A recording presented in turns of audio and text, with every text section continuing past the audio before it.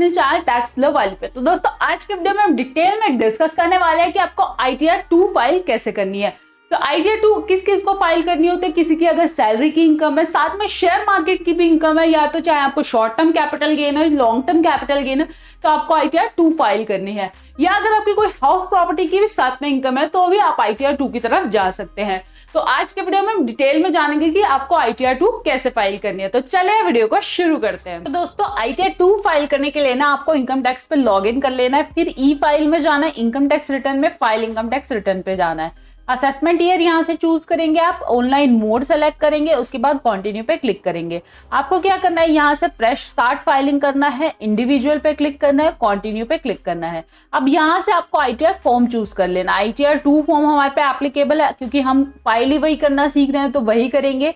Proceed with ITR 2 करेंगे, आपको let's get started पे क्लिक करना है। आप ITR क्यों फाइल कर रहे हैं ये पूछ रहे हैं यहाँ पर, तो आपको अगर नहीं पता है तो आप सीधा अदर्स कर देना। अगर आपकी टैक्सेबल इनकम है तो आप यहाँ पे क्लिक कर सकते हैं। आपको कंटिन्यू पे क्लिक करना है। कंटिन्यू पे क्लिक करते ही देखिए यहाँ से ना आपके सारे शेड्यूल खुल जाएंगे ITR के। अब क्या होता है ना, यहाँ पे आप सेलेक्ट करेंगे जो जो आप पे एप्लीकेबल है। आपको ये सेलेक्ट करना है, जनरल इन्फॉर्मेशन है, ये ऑटोमेटिक सेलेक्ट ही आएगा। आपको कंटिन्यू पे क्लिक नहीं करना है, आगे चलना है। आपको यहाँ पे ये सेलेक्ट नहीं करना है, ये किसी पे एप्लीकेबल नहीं है आजकल, ठीक है। फिर उसके बाद इनकम पे आएंगे। इनकम के शेड्यूल पे जो जो इनकम आप पे एप्लीकेबल है, जैसे सैलरी की इनकम है अगर आपकी तो सेलेक्ट कर लेंगे। अगर कोई भी हाउस प्रॉपर्टी की इनकम है तो आप सेलेक्ट कर लेना यहाँ से। अगर कोई कैपिटल गेन की इनकम है तो आप सेलेक्ट कर लेंगे। आज मैं मेन फोकस करने वाली हूँ सैलरी और कैपिटल गेन, जो मोस्ट ऑफ द लोगों की होती है इनकम सैलरी से और कैपिटल गेन से, ठीक है। हाउस प्रॉपर्टी की कुछ कुछ की होती है, और हाउस प्रॉपर्टी में देखो ऐसा कुछ है भी नहीं कि आप खुद नहीं फिल कर पाओगे। अगर सैलरी और कैपिटल गेन सीख लिया ना तो house property is very easy, ठीक है। तो हम अभी कैपिटल गेन और सैलरी पे फोकस करेंगे और सारे पॉइंट्स वही बताऊंगी जो खुद ही आप अपने रिटर्न को फाइल कर सकें, ठीक है।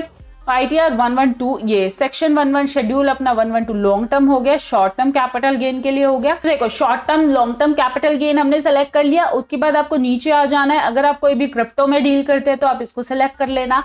अगर आपके कोई अदर सोर्सेज से इनकम है तो आप यहाँ पर डालेंगे। ये हमारा ऑटो सेलेक्ट इसलिए हो जाता है क्योंकि ना AISTS से कुछ इन्फॉर्मेशन ये खुद ले लेता है।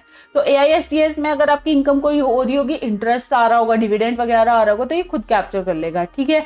उसके बाद है आपको स्पेशल इनकम है या कोई एग्जेम्प्टेड इनकम है आपकी, तो आप यहाँ से सेलेक्ट कर लेना। एग्जेम्प्टेड में एग्रीकल्चर इनकम अगर 5,000 रुपए तक है वो एग्जेम्प्ट होती है, तो आप यहाँ से सेलेक्ट करके डाल सकते हैं, ठीक है। फॉरेन सोर्स की कोई इनकम है आपकी तो वो यहाँ से आप टिक कर लेना, ठीक है।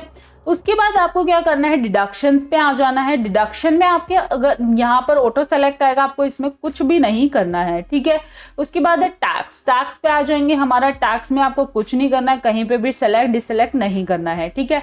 उसके बाद है आपको अदर्स पे आ जाना है। ये सारे जो साइला बेफला है ना, ये सारे जो केसेस है ये आपके लॉसेस के होते हैं। अगर आपको प्रीवियस ईयर में कोई लॉस हुआ है तो वो एडजस्ट करने के लिए होता है, तो ये भी ऑटो सेलेक्ट है। यहाँ पे आपको कुछ नहीं करना। अगर फॉरेन एसेट है तो ये सेलेक्ट कर देना, नहीं तो छोड़ देना, ठीक है। अब हमने जो हमारे लिए रेलेवेंट थे वो हमने सेलेक्ट कर लिए हैं। उसके बाद सीधा कंटिन्यू पे क्लिक करेंगे।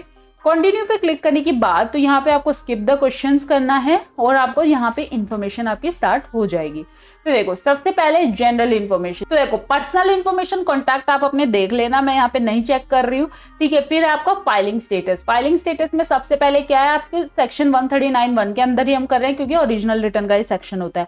अगर आप 31 जुलाई के बाद करो तो बिलेटेड वाला कर लेना चूज, अगर रिवाइज कर रहे हो तो रिवाइज वाला कर लेना, ठीक है।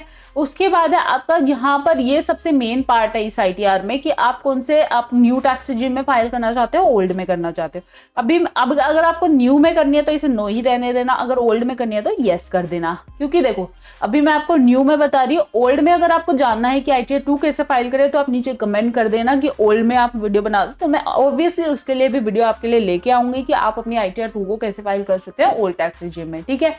उसके बाद आपको क्या करना है, नीचे आ जाना है, रेजिडेंशियल स्टेटस पे क्लिक करना है। अगर आप NRI हैं या रेजिडेंट है वो चेक कर लेना। तो देखो रेजिडेंट है तो हम यहाँ पे रेजिडेंट डालेंगे, और NRI है क्योंकि देखो ITR 2 ना NRI भी कर सकते हैं फाइल, तो इसलिए NRI का ऑप्शन आ रहा है यहाँ पे। हम रेजिडेंट है तो यहाँ पर हमें रेजिडेंट वाली कंडीशन को सेलेक्ट कर लेना है। उसके बाद आपको नो कर देना है, फिर से नो कर देना है, ठीक है। उसके बाद अगर आप कोई भी रिप्रेजेंटेटिव SSC है, मतलब आप किसी के बिहाफ पे अपनी इस ITR को फाइल कर रहे हैं तो आप यस कर देना, नहीं तो नो कर देना। फिर है अगर आप किसी भी कंपनी में डायरेक्टर रह चुके हैं किसी भी प्रीवियस ईयर में, अगर आप यस करते हैं तो आपको यहाँ पे ना डायरेक्टरशिप की डिटेल देनी पड़ेगी, नेम ऑफ कंपनी, डोमेस्टिक है, फॉरेन कंपनी है, पैन नंबर, ये सारी डिटेल आपको देनी पड़ेगी। अगर आप नो करते हैं तो आप नो करके सीधा आगे बढ़ सकते हैं, ठीक है। तो देखो अनलिस्टेड शेयर्स हैं, अनलिस्टेड कोई इक्विटी शेयर्स में इन्वेस्ट किया हुआ है तो आप यहाँ पे सेलेक्ट कर सकते हैं। तो हमने कुछ नहीं किया हुआ तो हम नो कर देंगे, ठीक है। उसके बाद आपको सेव कर देना है, ये सारी डिटेल आपकी सेव होगी। फिर है बैंक डिटेल्स, बैंक यहाँ पे चेक कर लेना, अगर कोई ऐड नहीं है तो जरूर ऐड कर देना और फिर उसके बाद सीधा कंफर्म पे क्लिक करना। कंफर्म करते ही देखिए आपका ये जो शेड्यूल है जनरल इन्फॉर्मेशन का ये कंफर्म हो गया है। उसके बाद हमें चलना है सैलरी के इनकम पे। तो देखो शेड्यूल ऑफ सैलरी को ओपन करेंगे। सैलरी में आपको क्या करना है, यहाँ से ग्रॉस सैलरी को ऐड कर देना है। आपको यहाँ पे अपना नेम ऑफ एम्प्लॉयर डालना है, टैन नंबर, एड्रेस डालना है और सेलेक्ट स्टेट करना है, पिन कोड डालना है। अब nature of employment is important कि आप सेंट्रल गवर्नमेंट के एम्प्लॉय हो, पीएसयू के एम्प्लॉय हो या फिर आप प्राइवेट सेक्टर के हैं तो अदर सेलेक्ट करेंगे, ठीक है। उसके बाद सैलरी डालनी है। आपको यहाँ पे ना डिटेल में सैलरी चाहिए होती है, लेकिन अगर आपके पास सैलरी की ना डिटेल नहीं है, आप अपने ना सैलरी स्लिप ले लेना, सैलरी स्लिप में आपकी डिटेल मिल जाएगी, कितना डीए कटा हुआ है आपका, कितना आपको डीए अलाउंस मिलता है या कन्वेंस अलाउंस है, ये सारी डिटेल, जैसे बेसिक सैलरी कितनी है, चिल्ड्रन अलाउंस है तो कुछ, ये आपको सैलरी स्लिप में मोस्ट ऑफ मिल जाएगी। अगर वो भी नहीं है ना तो आप क्या करना, सीधा बेसिक सेलेक्ट करना और यहाँ पे अमाउंट अपना फिल कर देना, 12 महीने की जो सैलरी है आपकी, ठीक है। अभी जैसे हमारी 12 महीने की सैलरी है वो हम डाल देते हैं यहाँ पे, ठीक है। उसके बाद है आपका परक्यूजिट्स की डिटेल। परक्यूजिट की डिटेल जाएगी यहाँ पर, अगर आप कोई भी बेनिफिट ले रहे हैं, अकोमोडेशन का है या कार है, कोई मील ले रहे हैं ऑफिस से अपने, तो वो यहाँ पे ऐड कर सकते हैं। फिर उसके बाद अगर आपका कोई और है, profit in lieu of salary है, अगर कोई और बेनिफिट ले रहे हैं एम्प्लॉयर से तो आप वो यहाँ पे ऐड कर सकते हैं। हमारे केस में ऐसा कुछ नहीं है तो हम कुछ छोड़ देंगे इस सबको और फिर सीधा ऐड पे क्लिक करेंगे। तो देखो ये सब करने के बाद आपकी यहाँ पे सैलरी की डिटेल आ गई है। फिर आपको क्या करना है, तो अगर आपकी कोई भी एग्जेम्पशन है, अलाउंसेस है, कोई भी एग्जेम्पशंस मिली हुई है तो आपको यहाँ पे ऐड अनदर कर देना। लेकिन हम न्यू टैक्स रिजीम में फाइल कर रहे हैं तो न्यू टैक्स रिजीम में एचआरए वगैरह की कोई एग्जम्पशन आपको नहीं मिलती है।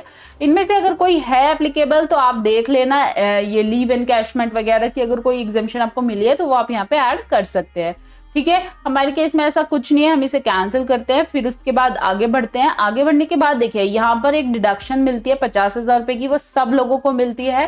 तो आपकी 50,000 रुपए की डिडक्शन होगी, स्टैंडर्ड डिडक्शन बोलते हैं इसको, ठीक है। उसके बाद आपकी जो सैलरी की इनकम हो जाएगी वो 7 लाख रुपए हो जाएगी। कंफर्म पे क्लिक करेंगे।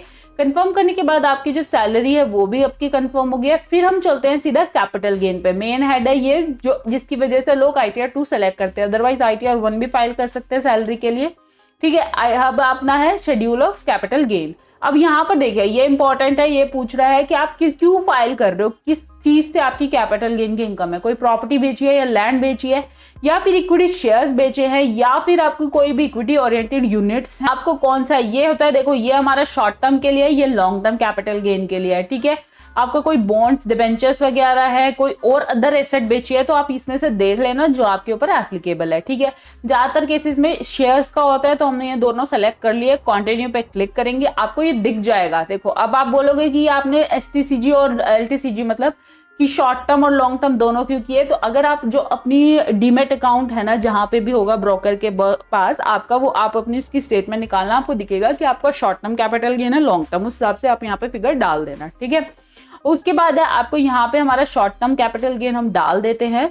यहाँ पे ऐड डिटेल्स पे क्लिक करेंगे तो देखो यहाँ पे सेक्शन को आपको सेलेक्ट कर लेना है। सेलेक्ट करने के बाद आपको यहाँ पे फुल कंसिडरेशन अमाउंट मतलब सेल अमाउंट, अगर मैंने 1 लाख रुपए के जैसे शेयर्स बेचे हैं मैंने और एक्विजिशन उनका था 55,000 रुपए का। अब इसमें ना कुछ ये क्या होता है, एक्सपेंस भी होता है। एक्सपेंस में मतलब हमारा ब्रोकरेज वगैरह, कमीशन वगैरह कुछ अगर जाता है तो आप अप्रोक्स 5,000 रुपए का शेयर मैंने एक्सपेंस कर दिया जैसे कि, तो इस तरह से खुद ही कैलकुलेट कर लेगा, आपको कुछ नहीं करना। आपको शॉर्ट टर्म कैपिटल गेन यहाँ पे आ गया, ऐड कर देना है इसको। सिंपली ऐड करने के बाद आपको अब क्या करना है, अपना लॉन्ग टर्म कैपिटल गेन डालना है। देखिए यहाँ पर आ गया आपका शॉर्ट टर्म कैपिटल गेन की डिटेल्स आ गई है। अब आपको क्या करना है, यहाँ पे 112A में अपना लॉन्ग टर्म कैपिटल गेन यहाँ पे फिल करना है।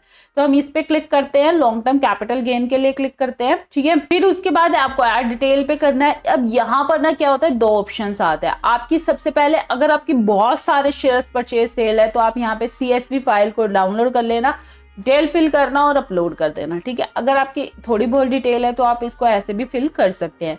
फिर है आपका शेयर से एक्वायर, कब आपने एक्वायर, अगर 1 जनवरी 2018 से पहले किया है तो आपको सारी डिटेल देनी पड़ेगी, आईएसएन नंबर, कौन सा शेयर है, शेयर प्राइस क्या है, कॉस्ट ऑफ एक्विजिशन क्या है, फेयर मार्केट वैल्यू क्या है।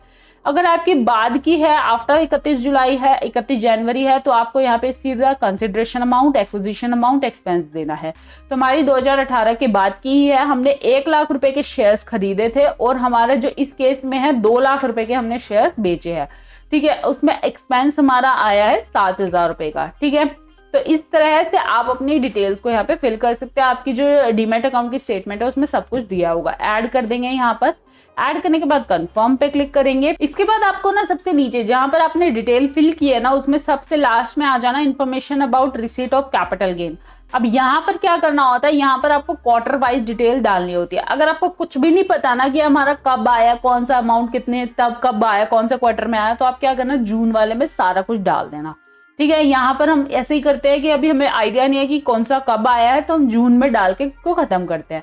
अब देखिए इसने तो ऑटो पिक कर लिया, क्योंकि देखिए शॉर्ट टर्म कैपिटल गेन यहाँ पर अलग अलग हेड्स आते हैं, यहाँ जिसपे 15% लगता है, 30% लगता है, तो ये इसने कैप्चर कर लिया खुद ही कि यहाँ पे हमारा जो LTCG है 93,000 है और अपना शॉर्ट टर्म कैपिटल गेन 40,000 है, ठीक है। इसके बाद सीधा कंफर्म पे आप इसको क्लिक करेंगे। कंफर्म पे क्लिक करने के बाद आपका ये वाला शेड्यूल भी आपका खत्म हो जाएगा। कंफर्म हो गया, दोनों शेड्यूल हो गए आपके, देखिए कैपिटल गेन के। इसके बाद है आपकी इनकम फ्रॉम अदर सोर्सेज। अगर आपकी कोई इनकम फ्रॉम अदर सोर्सेज है, देखिए अब ये आप कहेंगे कि ये खुद कैसे आ गई है, खुद इसलिए आ गई है कि इसने अपना जो सारे डेटा है ना, हमारा AIS TIS में ही होती है इसकी सारी डिटेल। कोई डिविडेंड की इनकम है तो वो यहाँ पे शो कर देगा कि आपका डिविडेंड कमाया आपने, इंटरेस्ट वगैरह है कोई आपने कमाया है सेविंग बैंक अकाउंट डिपॉजिट से, तो यहाँ पे आपको डिटेल दिख रही है सारी की सारी। अगर आपकी ठीक है, दूसरा ऐड अगर अनदर नहीं है, इन्फॉर्मेशन सही है सब कुछ, तो यहाँ से फिर एडिट भी आप कर सकते हैं, ठीक है। उसके बाद आपको यहाँ पे सीधा कंफर्म पे क्लिक कर देना है। कंफर्म करते ही आपका अदर इनकम का भी शेड्यूल आपका कंप्लीट हो गया है आफ्टर 6A की डिडक्शन पे।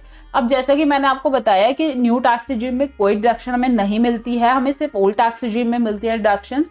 न्यू टैक्स रिजीम में एक डिडक्शन आपको मिल जाएगी, तो दिखा देती हूँ मैं वो भी आपको। तो देखो पार्ट बी पे अगर आप क्लिक करेंगे तो यहाँ पे आपको डिडक्शन ऐड करना है। तो ऐड डिडक्शन में देखिए कोई भी आपकी एक्टिव नहीं है, सिर्फ एक है। कौन सी है ये, एम्प्लॉयर कॉन्ट्रीब्यूशन जो NPS में होता है, वो 50,000 रुपए तक की आपकी डिडक्शन मिल जाती है। अगर ऐसा कुछ है तो आप यहाँ पर इसको फिल कर सकते हैं, ठीक है। आप इसको यहाँ पे डाल के कंफर्म कर सकते हैं। देखो आपका अदर सोर्सेज का भी हो गया। अब इसको आपको क्लिक करना है शेड्यूल पे। आपके कोई लॉस है ही नहीं तो ये दिखाएगा ही नहीं, आपकी सैलरी की इनकम वगैरह इसने दिखा दी है। फिर उसके बाद सीधा कंफर्म पे क्लिक करेंगे, ये भी आपका टैब आपका कंफर्म हो जाएगा। ऐसे ही सेम नेक्स्ट वाला टैब, अगर कोई लॉस है तो वो आप यहाँ पे डाल देना, नहीं है तो आपका इस पे भी सेम कंप्यूट सेट ऑफ पे क्लिक करेंगे। कुछ है ही नहीं सेट ऑफ तो करेगा क्या सेट ऑफ, ठीक है। अब हम क्लिक करेंगे कॉम्पिटिशन ऑफ टोटल इनकम। आपकी इनकम दिखा देगा सैलरी से कितनी है, कैपिटल गेन से कितनी है, अदर सोर्सेज से कितनी है। तो टोटल हमारी जो इनकम है वो 11 लाख समथिंग बन चुकी है। तो उसके बाद आपको कंफर्म करना है। देखिए यहाँ पर आपको जो डिडक्शन हमें मिली है और आपकी जो इनकम चार्जेबल है अंडर स्पेशल रेट। अभी क्या होता है ना, short term capital gain, long term capital gain पे अलग से टैक्स स्लैब है 10%, 15%, तो उस रेट से आपको इनकम टैक्स देना होगा, ठीक है। कंफर्म पे आपको क्लिक करना है। उसके बाद आपको नीचे आ जाना है, टैक्स पेड पे क्लिक करना है। टैक्स पेड में आपकी कैलकुलेशन भी दिखा देंगे। कोई TDS है तो यहाँ पे आप डाल सकते हैं, ऐड करके भी डाल सकते हैं फॉर्म 16 में, अगर कोई TDS ऑलरेडी डिडक्ट हुआ है। हमारे केस में ऐसा कुछ नहीं है। फिर उसके बाद है आपका कंफर्म पे क्लिक करेंगे। कंफर्म पे क्लिक करने के बाद आपका ये भी हो गया है, टैक्स पेड भी हो गया है। कंप्यूटेशन ऑफ टैक्स में आ जाते हैं अब कि हमारा कितना टैक्स टोटल बन रहा है इनकम पे। तो टैक्स पेबल हमारा बन रहा है 63,000। देखिए डिटेल्स हम जान लेते हैं कि किस पे कितना टैक्स लगा है। तो नॉर्मल रेट से जो टैक्स लगा है और स्पेशल रेट से जो हमारा LTCG था और अपना STCG था, उसके भी हमारे को टैक्स पे करना ही पड़ेगा, ठीक है। उसके बाद आपको नीचे आ जाना है। आपको क्या करना है, हमारा जो रिफंड बन रहा है 2510 रुपए का हमारा रिफंड बन रहा है। उसके बाद आपको प्रीव्यू रिटर्न पे क्लिक करना है। आप एक बार अपनी सारी रिटर्न की डिटेल्स को चेक कर लेना। अगर सब कुछ ओके है तो आप अपना प्रीव्यू करके वेरीफाई करके GST फाइल जनरेट होगी, उसके थ्रू आप अपने अपलोड करके अपने रिटर्न को फाइल कर सकते हैं। यही पूरा प्रोसेस है ITR 2 फाइलिंग का। तो दोस्तों आई होप आपको समझ आ गया होगा कि आपको ITR 2 इस तरह से आप फाइल कर सकते हैं। लेकिन अगर आपको फिर भी कोई दिक्कत आ रही है तो आप नीचे कमेंट करके मुझसे पूछ लेना। दूसरा है, हमने टेलीग्राम ग्रुप, व्हाट्सएप ग्रुप का लिंक डिस्क्रिप्शन में डाल दिया, फटाफट से जाके ज्वाइन कर लो। और अगर आप कोई भी ITR से रिलेटेड हमसे कंसल्टेंसी चाहते हैं तो आप हमें नीचे दिए गए नंबर पे हमें कॉन्टैक्ट कर सकते हैं। और अगर आपको वीडियो अच्छी लगे और यूजफुल लगे तो अपने दोस्तों के साथ जरूर शेयर करना और वीडियो को लाइक जरूर करना और चैनल को जरूर सब्सक्राइब कर देना। तो चलिए मिलते हैं अगली वीडियो में, बाय बाय।